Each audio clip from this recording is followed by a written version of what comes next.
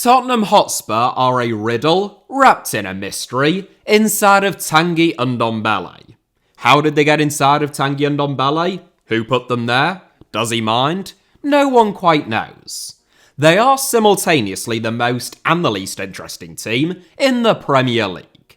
They are fascinating because they have done something that no one else has during the Premier League era, of organically attaining Big Six status through sound governance.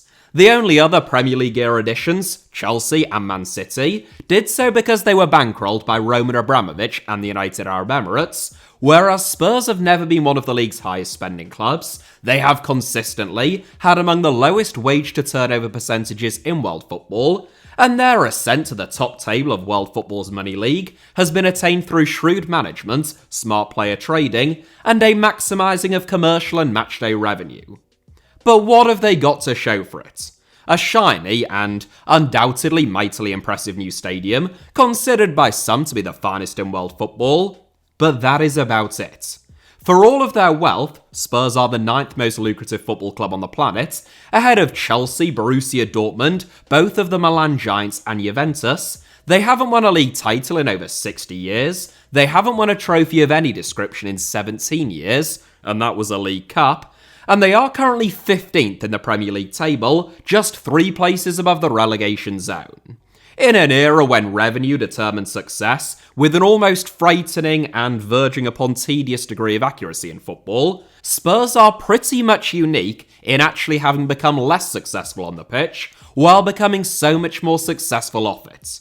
Since 2010, Leicester City, Championship Swansea City, and even League One Birmingham City have all won more major trophies than Spurs, but the strangeness doesn't end there. Tottenham's results this season, a 3-0 win away at Manchester United, 4-0 away at Man City, and a trio of successive League Cup victories against Man City, Man United and Liverpool, contrasted with losing at home against Ipswich, away at Everton, and most recently at home against Leicester City, have been among the most confused and disorientating in Europe. Having finished 5th last season, in their first season under Ange Postecoglou, Spurs didn't lose any important first-team players and spent over £100 million over the summer, which, theoretically, ought to have set them up for a promising campaign. Theories don't work with Tottenham though. They are one of a few clubs, along with Schalke and Stoke, to whom even the most meticulously designed theories don't apply, and following a run of just 1 win from their last 11 Premier League games, which has seen them plummet from 6th to 15th, I've been inundated with requests to take a closer look at and attempt to make sense of Tottenham's struggles. This is the People's Channel, of course, so how could I refuse? So sit back, relax, and join me on a journey to North London as we take a look at Tottenham's troubles, Postecoglou's waning popularity, and Daniel Levy's seemingly insatiable lust for losing. The Ange Postecoglou era started with fireworks at Tottenham. Literally, just look at them. From what felt like an emotional, if not a statistical nadir during the Premier League era under Antonio Conte, in which players, supporters, and indeed Conte himself all appeared as though they would rather be anywhere other than Tottenham's new £1 billion super stadium, Postecoglou re-energised the club beyond any and all expectations. Having won just 2 of their last 8 games during Christian Stellini and Ryan Mason's interim periods in charge of the club, Spurs won 8 of their opening 10 games last season, including notable victories against Manchester United and Liverpool, and they lost none of them, drawing the other 2-2 against Brentford and Arsenal. 10 games into his tenure then, Postecoglou had made the best start to life of any manager in Premier League history, ahead of Guus Hiddink, Carlo Ancelotti, Pep Guardiola and Phil Brown, 4 of the greatest managers of all time, and his accomplishments were recognised with 3 successive Premier League Manager of the Month awards in his first 3 months in charge. Postecoglou hadn't just got Tottenham firing on all cylinders from what felt like the club's lowest ebb of the modern era in terms of morale under Conte. He had got them winning games while playing football that was everything supporters felt that they had lacked under Jose Mourinho, Nuno Espirito Santo, and Antonio Conte. It was fast, expansive, and endlessly entertaining, as Tottenham refused to let teams off the hook, played with perhaps the highest line that the Premier League has ever seen, and never sat back, not even when they were 1, 2, or 3 goals to the good, with little time left on the clock. Postecoglou's fast start, and fast hardly does it justice given the context, was made all the more impressive given that he arrived in the same summer that Tottenham lost their all-time leading goalscorer Harry Kane. Kane scored 280 goals for Tottenham, including 32 in his final campaign. His contribution to the club was so great that Pep Guardiola famously, or perhaps infamously, once termed Tottenham the Harry Kane team, a comment which he later claimed had been misunderstood. Sure, Pep. Yet, without him, and without any direct replacement, Postecoglou had Spurs scoring more goals than ever before. It all felt a little bit too good to be true for Spurs fans, for so long the butt of the joke among the Big Six, and, ultimately, so it proved. 15 months on, Ange Postecoglou hasn't won a Premier League Manager of the Month award since October 2023. Spurs have won just 9 of their last 30 Premier League games, and Ange Postecoglou is now the overwhelming favourite with all of the bookmakers to be the next Premier League manager to lose his job. It's not the first time, though, that a manager's time at Tottenham has soured. For all of the bad blood by the end of his reign, there was a great deal of excitement when Antonio Conte was first appointed. He won 6 and drew 3 of his first 9 games in charge, and he took Spurs from 9th to 4th place in his debut campaign, qualifying for the Champions League. Jose Mourinho only lost 2 of his first 8 games in charge, and even Mauricio Pochettino, who obviously had a much longer honeymoon period in North London, even with all of the credit that he had in the bank from turning Tottenham into a Champions League team for 4 successive seasons, was sacked after a run of 5 games without a win, which caused Daniel Levy to lose faith in his abilities. With Tottenham's 2 most recent managers, Nuno Espirito Santo and Antonio Conte, currently flying high with Nottingham Forest and Napoli though, sat 3rd and 1st in the Premier League and Serie A tables respectively, significantly outperforming expectations, there are those who question whether sacking yet another manager is really the wisest course of action. At the same time, heat has turned on chairman Daniel Levy and owners the ENIC Group unlike ever before. In a lot of ways, it makes perfect sense. Almost all of Tottenham's struggles can be viewed through the lens of their ownership. Joe Lewis, the ENIC Group's majority shareholder, until transferring his 70.12% of the company's shares into a family trust in 2022, ahead of pleading guilty of insider trading, is not known to be a Tottenham fan, or even a football fan for that matter. Though Lewis is intensely private, except when it comes to divulging private information about publicly traded companies, of course, he has attended, on average, less than 1 game a season during his quarter of a century associated with the club, and before buying Tottenham, he also invested in the likes of Rangers, Slavia Prague, AEK Athens, Vicenza and FC Basel. Lewis is an investor and a former trader whose Tavistock Group, co-owned by Levy and him, has invested in banks, restaurants, resorts and farms among many other things. Lewis's primary motivation, to all intents and purposes, with all of his investments, has been to increase the value of the asset that he owns, and Tottenham are no exception. To this end, he has been extremely successful. Both broadly speaking, he is the 520th richest person in the world, with an estimated net worth of more than $6 billion, but specifically relating to Tottenham, Levy and ENIC acquired a majority of Tottenham shares from Alan Sugar for less than £50 million. At the time, Tottenham was valued at between £60 to £80 million, which was less than the likes of Leeds, Lazio and Newcastle. Today, Spurs are valued at over $3 billion, which is more than Arsenal, Chelsea and Juventus. They might be 15th in the Premier League right now, but Tottenham is still the 8th most valuable club in all of world football according to Forbes. Under Levy and ENIC stewardship, therefore, Tottenham's value has increased roughly by a multiple of 50 or by close to 2,000%.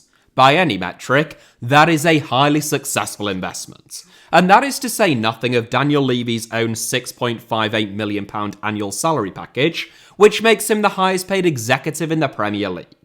It should also be noted that, during that time, Tottenham, until this season, had become a much better team. Whereas bottom half finishes had become the norm under former owner Alan Sugar, who described owning the club as, quote, a waste of his life, a sentiment which was shared by most Tottenham supporters, the fact that Spurs are 15th now is a total aberration.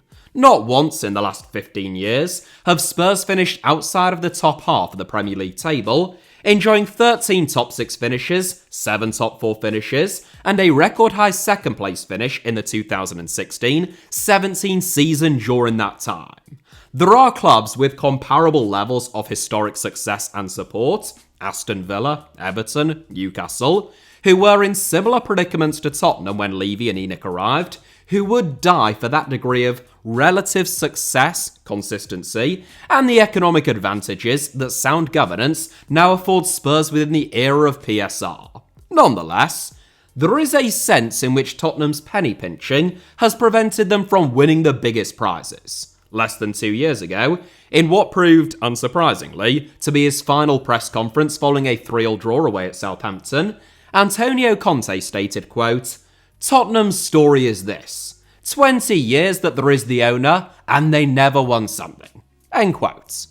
Conte might have been more explicit there, but he wasn't the first Spurs manager to express similar frustrations. Maurizio Pochettino, whose philosophy of developing young players seemed to synergise perfectly with Levy and Enoch's economically motivated ambitions at first, seemed to have grown impatient at the club's lack of ambition following their third successive top 3 finish, stating in May of 2018, quote, if we want to be real contenders for big trophies, we need to review a little. First of all, I need to speak with Daniel. Then we will know what we are going to do. I think it's a moment the club needs to take risks and, if possible, work harder than the previous season to be competitive again. I think I have a very clear idea what we need to do. I don't know if the club will be agreeing with me or not, but we are going to talk, next week, to create the new project, or what I think we need to do, together again, to try and improve. That is a little bit up to Daniel, of course, to the club, to be happy with us because, after 4 years, I think we need to assess that period. I think Daniel is going to listen to me, but you know me, and sometimes I have some crazy ideas. In this type of situation, with a club with our unbelievable fans, being brave is the most important, and to take risks. End quote. The following summer, Spurs became the first team not under an embargo not to sign any players during a summer transfer window in the history of the Premier League. They also didn't sign any players in the January window, and they fell from 3rd to 4th. The following season, Pochettino was sacked. His successor, Jose Mourinho, who isn't one to refrain from criticising his employers for not sufficiently backing him in fairness, I suppose after a few years under Roman Abramovich everyone can seem ham-fisted, echoed a similar sentiment, decrying the fact that during the summer, in which he and his team identified Inter Milan's Milan Skriniar and Benfica's Ruben Dias as primary targets at centre-back, he instead ended up with a 22-year-old Joe Rodon, who arrived for £11 million from Swansea City, having never played Premier League football before. This season's recruitment has prompted similar complaints among Spurs fans, which have reached a crescendo recently in light of the club's league position and abysmal results. Ange Postecoglou has an extremely distinct and, some might say, dogmatic idea of how football should be played, or at least how his team should play, and it was apparent last season that, when he had his best team available to him, Tottenham were capable of beating anyone. Emphatic victories, like thrashing Newcastle and Aston Villa 4-1 and 4-0, illustrated just how good Postecoglou's team could be, but depth and key areas of weakness were an obvious concern. At centre-back, Tottenham looked a shadow of their usual selves whenever either Christian Romero or, especially, Mickey van de Ven was sidelined, the latter's recovery pace proving so crucial in Tottenham's high line, where losing the ball in transition and being forced to deal with counter-attacks is a feature, not a bug. Holding midfield, where Yves Bissouma showed promise but ultimately couldn't do the job of, say, a Declan Rice or Rodri at Arsenal or Man City. And up front where, despite scoring plenty of goals, Spurs lacked a focal point without a single genuine out-and-out centre-forward at the club, not yet having even attempted to replace Harry Kane. I don't think that it would be unfair to say that none of those problems, certainly no more than one of them, were addressed in the summer window. Centre forward is the debatable one, as Dominic Solanke arrived for £55 to £65 million subject to add-ons, following a 21-goal season at Bournemouth, but how he has been utilised is another issue. Meanwhile, at centre-back, Tottenham made no reinforcements, leaving them with only last January's arrival Radu Dragusin and makeshift centre-back Ben Davies as Romero and Van der Ven's deputies, and in holding and central midfield, only Archie Gray, who has played primarily at fullback this season, and Lucas Bergvall, two 18-year-olds, were brought in to bolster Tottenham's ranks. That would have been problematic in the context of Spurs trying to push on from finishing 5th last season under ordinary circumstances, but in the context of Tottenham not having any European football to contend with last season, early cup exits, and therefore a much lower workload, it has been catastrophic. Spurs only played 41 games last season. They've already played 35 games so far this season. In January, they are guaranteed to play at least 54, and they could theoretically play 60 plus. Combine that with Ange Postecoglou's intense training regiment, the Australian is known for putting on short but very physically demanding sessions, in which the ball is constantly recycled, similar to Marcelo Bielsa's so-called murder ball, and players are expected to train as they would play in games, and Postecoglou's incredibly demanding style of play, in which Spurs cover more ground and make more sprints than just about any other team in Europe, and Tottenham's injury crisis this season begins to make sense. Postecoglou has appeared visibly frustrated in press conferences this season, either hinting or, at times, outright stating that the extent of Tottenham's injury crisis isn't fully recognised by either pundits, journalists or supporters, and he is probably right. Every manager complains about injuries all of the time. If they didn't, the world would be sucked up into a massive swirling vortex, admittedly granting us all a sweet release from having to coexist with Piers Morgan, but Tottenham's this season has been about as bad as it gets. Ange Postecoglou has lost his goalkeeper, Guillermo Vicario, both of his starting centre-backs, Christian Romero and Mickey van der Ven, summer signing Wilson Odobert, and Brazilian forward Richarlison to long-term setbacks this season. Meanwhile, Ben Davies, Yves Bissouma, Rodrigo Bentancur, and Heung-min Son have all had short-term spells on the sidelines, and the likes of Destiny Udogie, Jed Spence, Pape-Matar Sarr, James Maddison, Timo Werner, Brennan Johnson, and Dominic Solanke are also all currently injured.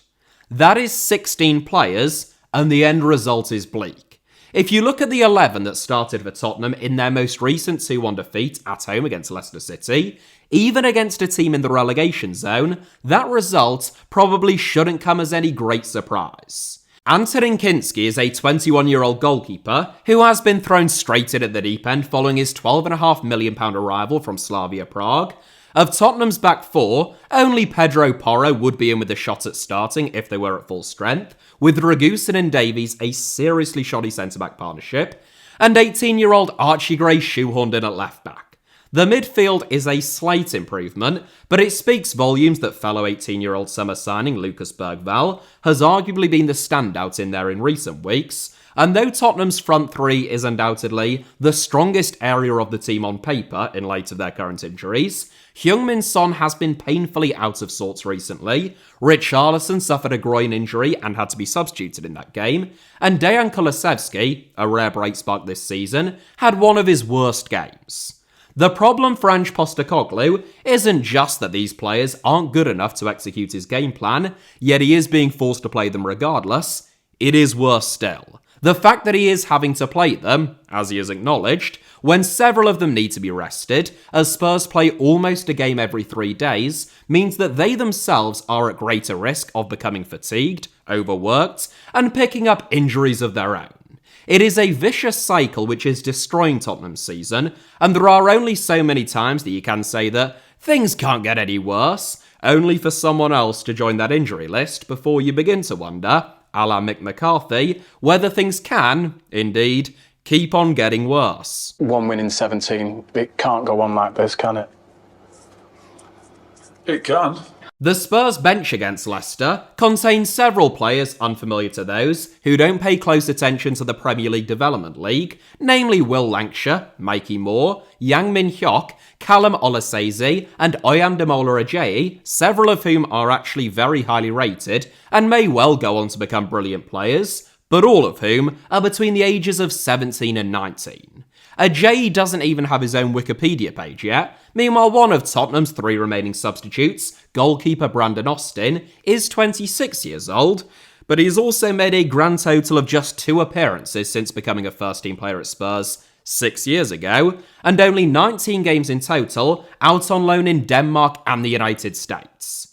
Even with those names listed on their bench, Spurs still weren't able to name a full 9-man bench, and it is no exaggeration to say that the Leicester City substitutes, which boasted names like Connor Cody, Patson Daka, Steffi Mavaridi, Facundo Buonanotte, and former Spurs man himself, Oliver Skipp, was stronger than the Tottenham one. In fact, owing to Oliver Skipp alone, there were more Premier League appearances for Tottenham on the Leicester City bench than there were on the Spurs bench. Any manager would struggle under these circumstances, but that is not to say that Ange Postecoglou is blameless. The degree to which he is too dogmatic in his tactics, personally, I think can be a little oversimplified and over-exaggerated. The idea that he could just flick a switch to play a low block to navigate the choppy waters of Tottenham's injury crisis and grind out results, a la David Moyes, is, I suspect, a little naive. It's also not quite true to say that Postecoglou never changes the way that he approaches games, though he is as to blame for perpetuating that narrative as almost anyone else. In big games, where Spurs have enjoyed some of their best results this season, Postecoglou has made a number of individual and collective tweaks that have paid dividends, even if the intensity and attacking intent has remained a constant. Other decisions, however, like rushing both Christian Romero and Mickey van der Ven back from injuries and starting them against Chelsea, for which both Postecoglou and his medical and conditioning team must surely take some responsibility, has perhaps proved to be the most damaging moment of Tottenham's season, and there have been a lot of them.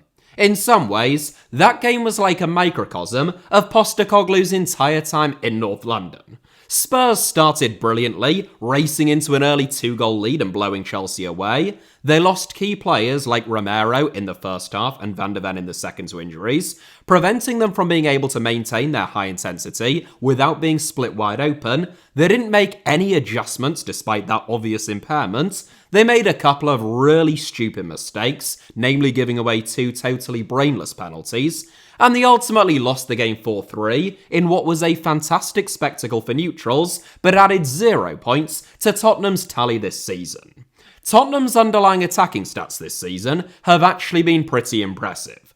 Only Manchester City have made more progressive carries in the Premier League this season, only Man City and Liverpool have made more progressive passes, and only Liverpool, Chelsea, Bournemouth, Man City and Newcastle have a higher expected goals. Defensively, there are more obvious deficiencies, but Spurs are still significantly underperforming their overall underlying data.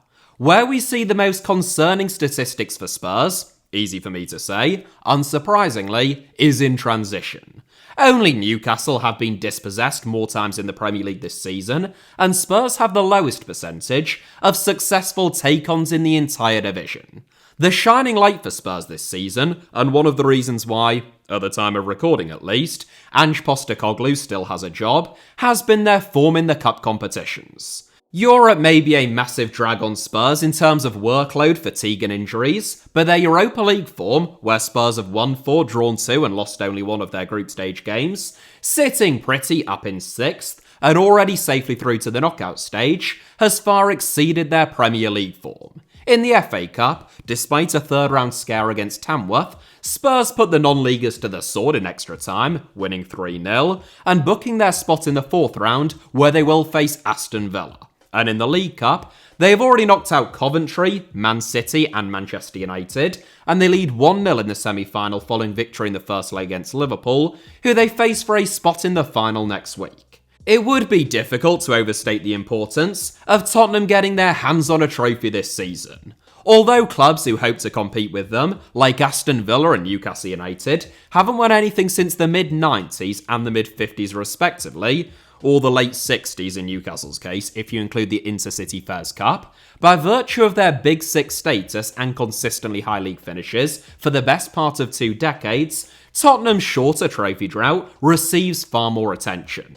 The failure to win anything, not even a league or an FA Cup, despite reaching a Champions League final during the Pochettino years still irks, as does the decision to sack Jose Mourinho on the eve of the 2021 League Cup final, which Spurs lost 1-0 against Man City under the interim management of Ryan Mason. That was a decision taken after 3 games without a win, and with Spurs sat 7th in the Premier League table, but there are also more cynical ways of viewing it. Mourinho wasn't flying at Tottenham, and it seems unlikely that he would have seen out his contract even if he had won the League Cup, but what's often forgotten is that Mourinho was sacked the day after the European Super League proposals were unveiled, with Tottenham one of 6 Premier League teams to have been signed up. The backlash to the Super League, among all of the Big Six clubs in England, was swift and unusually impassioned by the standards of English football fans, and at Spurs, it coincided with a lingering discontent that already existed among certain sections of the club's fanbase. Until then, opposition to ENIC and Levy had been restricted to the fringes of the Tottenham support. A vocal and considerable fringe, but the fringes nonetheless. The European Super League fiasco threatened to see that spill over into a much more broad base of opposition, and it seems plausible, at the very least, that the decision to sack Mourinho there and then, rather than either when Spurs had been knocked out of the Europa League by Dinamo Zagreb, or after that League Cup final, given Mourinho's undeniably impressive record in terms of winning trophies, and the fact that that was pretty much why he was employed, was motivated by a move to either placate supporters, many of whom were far from besotted with Mourinho, or just to distract them from the unpopular Super League proposals, which Spurs pulled out of, along with the rest of the Big Six, just the following day.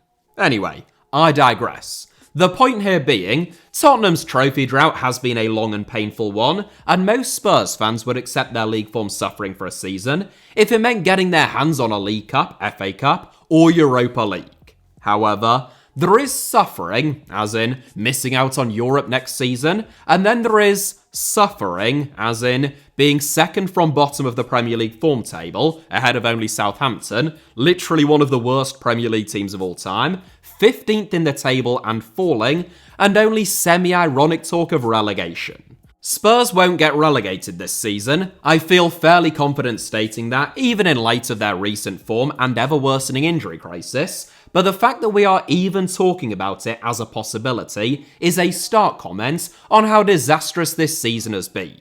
As things stand, Spurs are on course for the worst season by a Big Six or Rich Six club since they enshrined their status as English football's elite, bettering, for want of a better word, Chelsea's 12th place finish 2 seasons ago.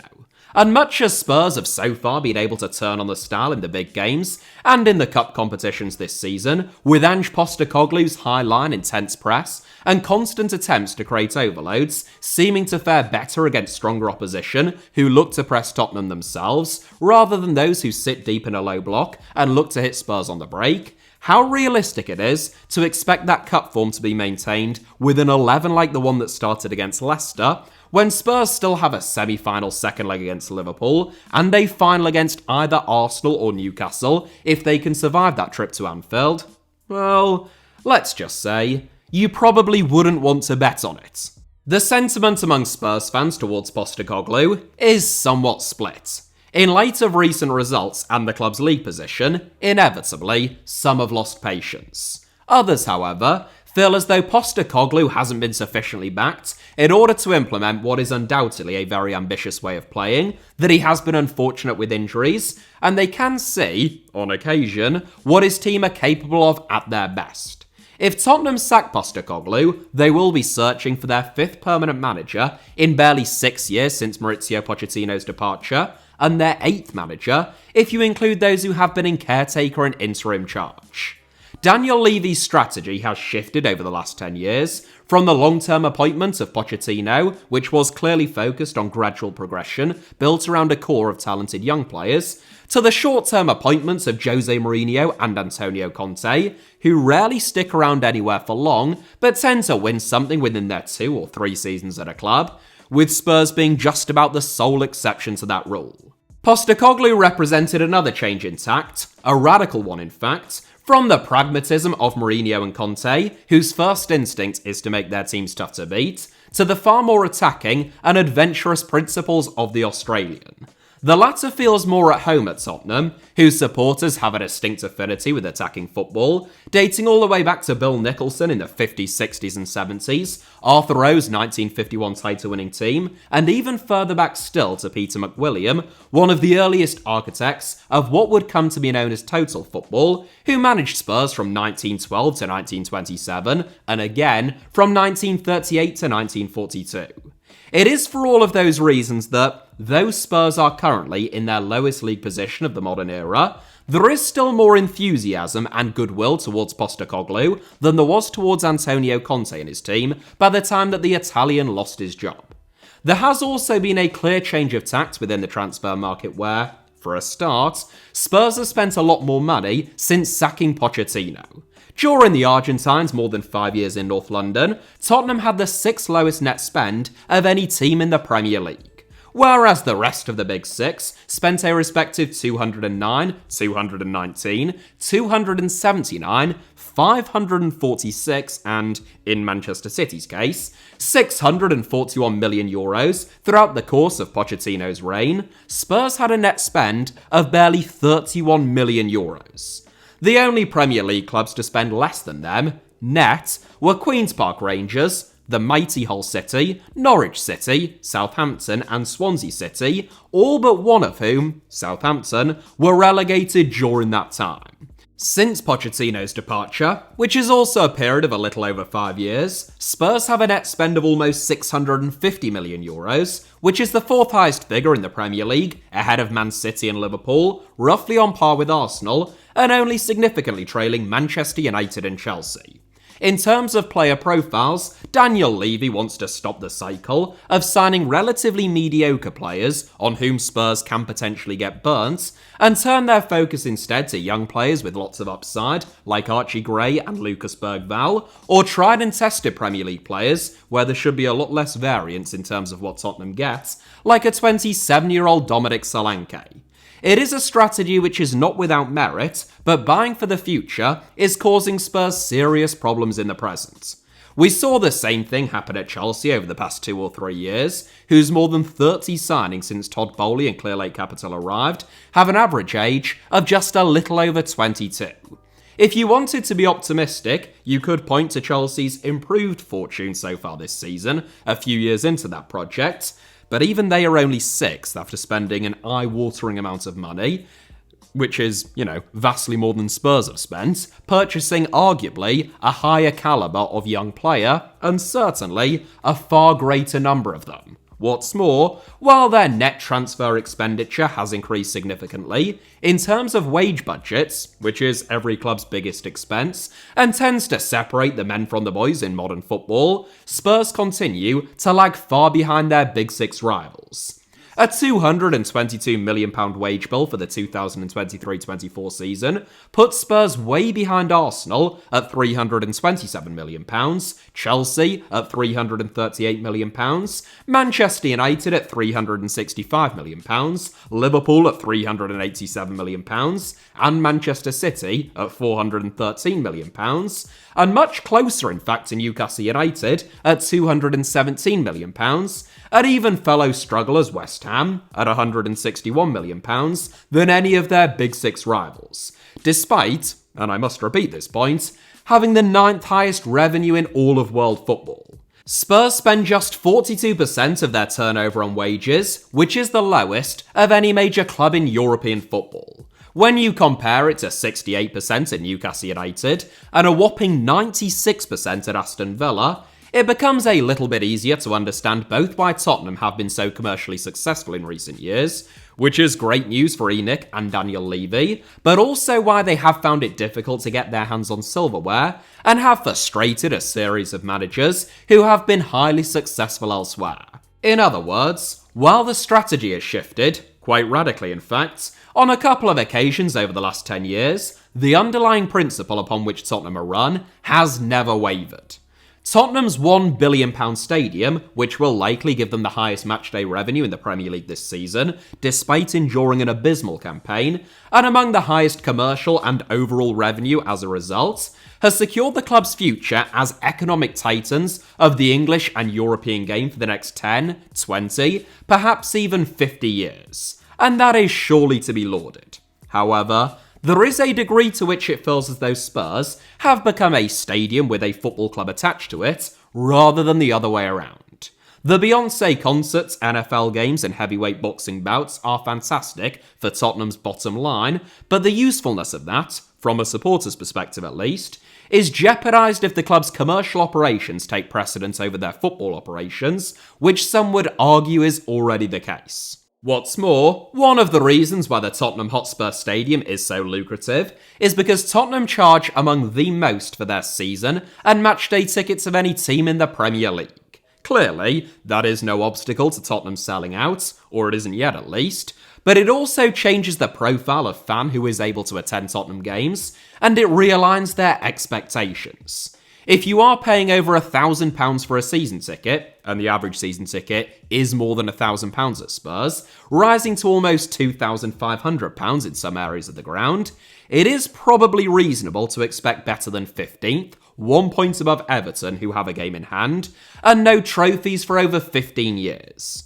It's also probably reasonable to ask why, in the midst of the worst injury crisis in the Premier League and a total disaster class of a season, as the January window is about to slam shut, at the time of recording, and despite having plenty of PSR wriggle room, the only players that Tottenham have signed is a young and inexperienced backup goalkeeper from the Czech Republic, and an 18-year-old South Korean for €4 million, who they had already agreed to sign this January last summer. Personally, I am fairly sympathetic towards the job that Daniel Levy has done. The vast majority of English football clubs are extremely envious of Tottenham's situation, which is one that they didn't end up in by accident. But whether it be the Pochettino, Mourinho, or Conte projects, Spurs have never gone all in on any of them. It was always just a little bit half-arsed. And the same is true of the Postecoglou project now. Spurs could sack Postecoglou, just like they sacked Mourinho and Conte, and start all over again from square one. But even if they appointed a genuine gem of a manager like Andoni Iraola, with whom they have been linked, with the same reluctance to properly support him, the outcome would likely be the same in 18 months' time. That is it for today's video, but thank you all very much as ever for watching. I hope that you enjoyed it. Hit the like button if that was the case, please. You don't have to, but it's free, and I'm told that it helps somehow. Let me know your thoughts down below in the comments, and of course, it goes without saying, make sure that you are subscribed not just to this channel, HITC Sevens, although also this one, but also my second channel, Alfie Potts Armour, which should be about to appear on your screens now, along with a couple of videos that you might enjoy watching after this one. You can also find me on all of the various social media platforms and elsewhere via the links in the video description below. Cheers, and have the most magnificent day ever. Why not? Shoot for the stars.